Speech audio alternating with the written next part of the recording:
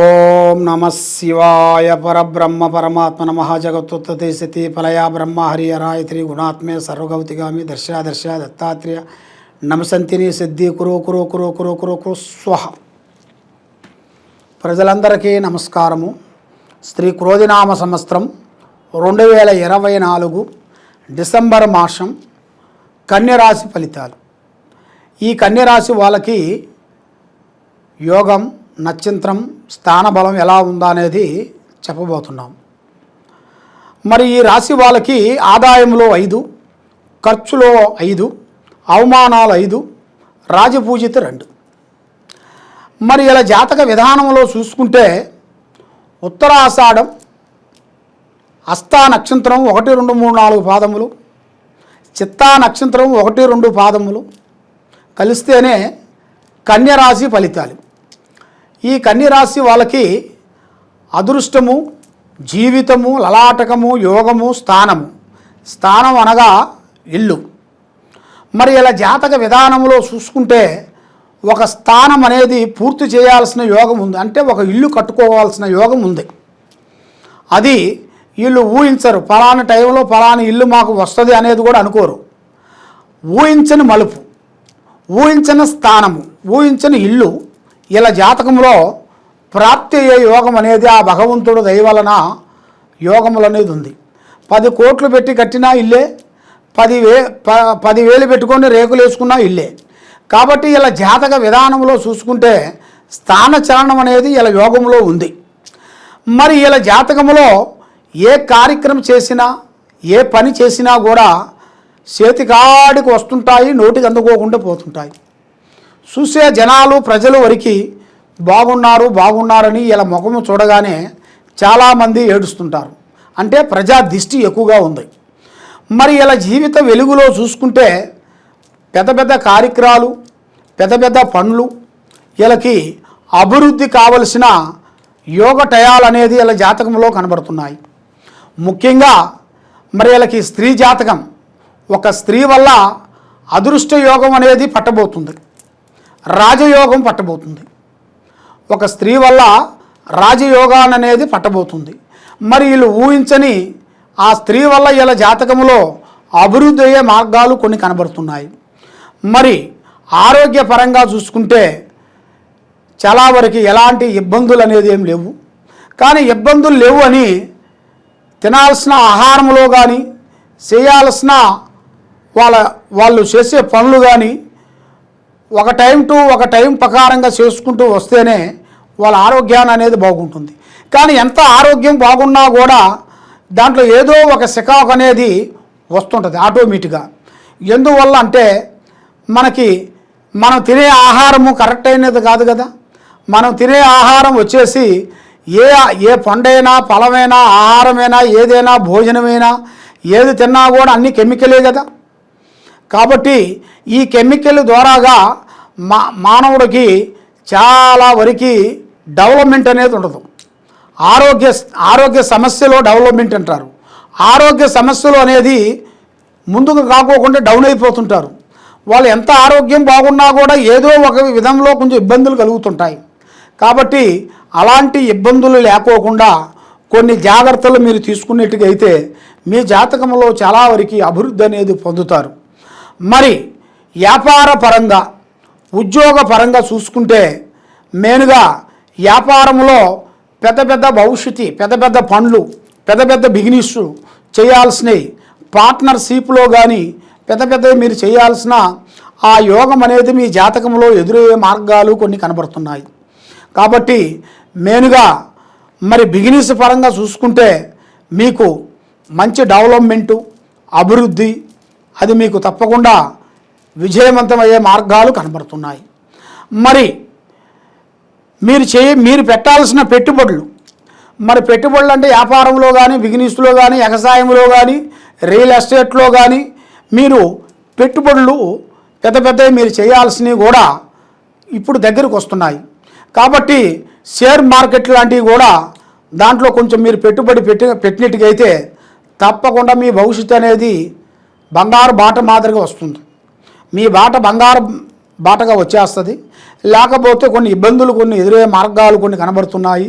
కాబట్టి ఈ రాశి వాళ్ళకి ఈ టైంలో మీరు పెట్టుబడులు పెట్టిన దాని వలన మీకు మంచి భవిష్యత్తు అనేది అభివృద్ధి అవుతుంది. విజయవంతమయ్యే మార్గాలు కొన్ని కనబడుతున్నాయి. మరి విద్యారంగంలో చూసుకుంటే చాలా వరకు ఆ విద్యారంగంలో పెద్ద విద్య పూర్తి చేసుకొని ఎన్నో రోజుల నుంచి రాసిన పరీక్షలు కానీ ఎన్నో రోజుల నుంచి బ్రేక్ అయిపోయిన చదువు విశేషాల్లో ఇప్పుడు మీకు వెలుగులోకి రాబోతున్నారు. ఎందువల్ల అంటే ఎన్నో రోజుల నుంచి మీ మనసులో కొన్ని చేయాలనుకుంటారు. ఒక లాయర్ కావాలనో, ఒక పోలీసు కావాలనో, ఒక ఎస్పీ కావాలనో, ఒక కలెక్టర్ కావాలనో అనేది మీరు ఊహించుకుంటారు కదా.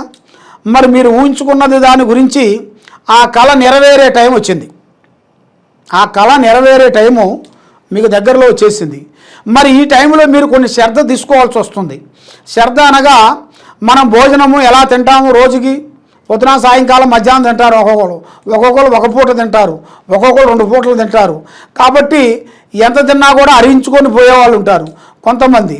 అదేవిధంగా మన ఆహారాన్ని, భోజనాన్ని ఎలాగా కరెక్ట్గా మెయింటైన్ చేసుకుంటూ వస్తామో విద్యాపరంగా కూడా అదే విధంగా దాన్ని మెయింటైన్ చేసుకొని రావాలి.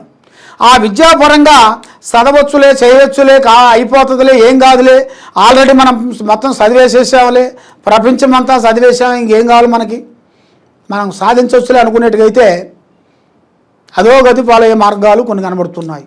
కాబట్టి దాంట్లో కొన్ని జాగ్రత్తలు మీరు తీసుకునేట్టుగైతే మీ జాతకంలో అభివృద్ధి అయ్యే మార్గాలు ఉన్నాయి. మీరు మనసులో అనుకున్న ఉద్యోగము, అనుకున్న మీరు ఏది అనుకున్నారో దాన్ని కంపల్సరీ మీరు 100% దాన్ని పొందగలుగుతారు, 100%. కాబట్టి మీ మీద శని ఎక్కువగా కనబడుతుంది. ఆ శని ప్రభావం వలన మనసు, ఆలోచన విధానము కరెక్ట్గా ఉండదు. 10 నిమిషాలు బాగుంటారు, 15 నిమిషాల్లో మారిపోతుంటారు. అది ఎందువల్ల అంటే కూర్చుంటే కుందేలు బుద్ధి, లేస్తే లేడు బుద్ధి, పండుకుంటే పాము బుద్ధి. అంటే 3 బుద్ధులు 6 గుణాలు ఉంటాయి ఇలా ఈ జాతకంలో ఉండవలసిన వాళ్ళకి. కాబట్టి వీళ్ళకి కొన్ని టయాలలో కొన్ని కరెక్ట్గా పోకోకుండా ఒక రూటుకు పోవాల్సింది ఇంకో రూటుకు వెళ్ళిపోతుంటారు. దానివల్ల కొంత ఇబ్బందులు పడిపోతుంటారు, లేనిపోయిన సమస్యల్లో ఇరక్కబోతుంటారు. డబ్బు సమస్యలు కానీ, ఎవరన్నా డబ్బులు మనం ఏరే వాళ్ళకి ఇచ్చే కాడ కానీ, లేదు మన ఫ్రెండ్ ఏరే వాళ్ళకి డబ్బులు ఇచ్చినా కూడా మనవోడే మన ఫ్రెండేలే అనుకొని వాళ్ళని ఏం చేస్తామంటే ఏం పర్వాలేదు, వాళ్ళు లేకపోతే నేను ఉన్నాను కదా, నువ్వేం భయపడకోకు అన్నట్టుగా ఆమీను జామీను అంటారు. అలాగా ఆమీను జామీను లాంటివి పడకూడదు. దాంట్లో చాలా వరకు ప్రమాదకరం ఉంది. మీ దగ్గర ఉంటే ఇవ్వాలి, లేకపోతే సైలెన్స్ ఉండాలి. లేకపోతే సైలెన్స్ ఉండకోకుండా ఏరేవాడు దాంట్లో మీరు జోక్యం చేసుకున్నారనుకోండి, మీ పని అధోగతి. దానివల్ల చాలా చిక్కులు, చికాకులు, ఇబ్బందులు చాలా వరకు ఎదురయ్యే మార్గాలు కనబడుతున్నాయి. కాబట్టి మీరు ఏ కార్యక్రమం చేయాలనుకున్నా, ఏ పనికి పోదామనుకున్నా కూడా పెద్దవాళ్ళ ఆశీర్వాదం చాలా ఇంపార్టెంట్. మనకి ఎంత తెలిసినా కూడా పెద్దవాళ్ళ డైరెక్షన్ లేని ఏది చేయకూడదు.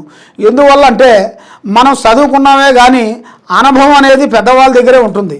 ఆ అనుభవం మనం తెలుసుకోవాలనుకుంటే పెద్దవాళ్ళు మా ఆశీర్వాదం తీసుకొని ఈ విధంగా చేస్తున్నాను, ఈ పనికి వెళ్తున్నాను, ఇక్కడికి పోతున్నాను, మరి ఈ పని ఈ టైంలో చేయాలనుకుంటున్నాను, మరి చేస్తే మంచిదా చెడా అనేది మనం తెలుసుకోవాలి. ఎందుకంటే ఈ కాలం పిల్లలకి కొంత పూజా విధానాలు కానీ, కొన్ని పద్ధతులు కానీ, కొన్ని అండర్స్టాండింగ్ కావు. ఎందుకంటే వాళ్ళ తల్లిదండ్రులు కొంతమంది చెప్పరు. ఎందువల్లంటే వాళ్ళు చెబితే వాళ్ళు వినరు. ఇప్పుడు వినేవాడికి చెబుతారు ఎవరైనా, విననోడికి ఎవరు చెబుతారు? ఎవరు చెప్పలేరు కదా. ఏదైనా సరే అది వాళ్ళకి తాతల ముత్తాతల దగ్గర నుంచి వచ్చిన ఒక సంప్రదాయం అనేది ఒకటి ఉంటుంది. ఆ సంప్రదాయకాన్ని ఏం చేస్తారంటే వీళ్ళు పెద్దవాళ్ళు పిల్లలకు చెప్పుకోకుండా కంపల్సరీ 100% వాళ్ళకి చెప్పాలి. ఎందుకంటే మీ పిల్లలకి ఈ భారీ తరానికి పిల్లలకి మీరు చెప్పారనుకోండి, తల్లిదండ్రులు వాళ్ళు మీ మాట వింటారు. గురువులు చెప్పింది కూడా వినాలి, పెద్దవాళ్ళు తల్లిదండ్రులు చెప్పింది వినాలి. అది వింటేనే ఈ భారీ తరానికి రేపు భవిష్యత్తులో మనకి మంచి భవిష్యత్తు అనేది ఉంటుంది. లేదు మనం ఇక్కడితో అయిపోయింది అనుకోండి, ఇక వచ్చే భారీ తరానికి ఇంకా కొన్ని విషయాలు కూడా వాళ్ళకి అర్థం కావు. ఆ విధంగా కొన్ని సమస్యలు ఉంటాయి.